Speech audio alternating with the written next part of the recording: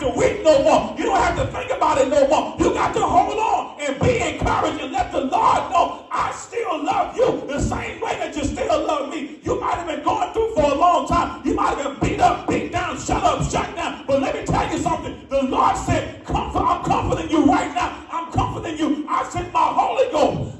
Yes.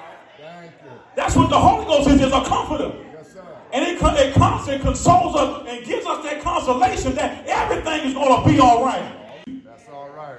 But then, here's the example of what we ought to do when the Lord does it. Verse 16 says, and there came a fear on all. That meant there was reverence and respect that came from the people that saw what Jesus did. Well, When you see what the Lord has done, you ought to bow down in humble submission. When you see what the Lord has done, you ought to lift your hands in praise while it started. In that hole, can you imagine all these professional mourners that were paid to cry and holler? Now they're praising God. Jesus. that's all right.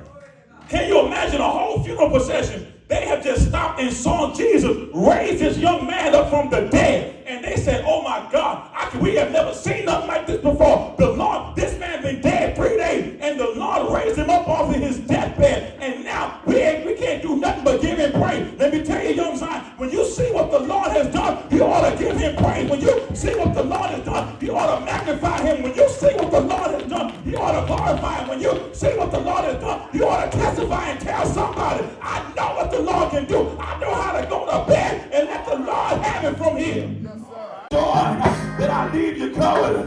Ain't it good how the Lord will leave us covered? Even in bad times, even in worse times, the Lord will. Won't he do it? Won't he do it? Is he all right? Is he all right? Well, Sunday morning, Jesus got up with all power.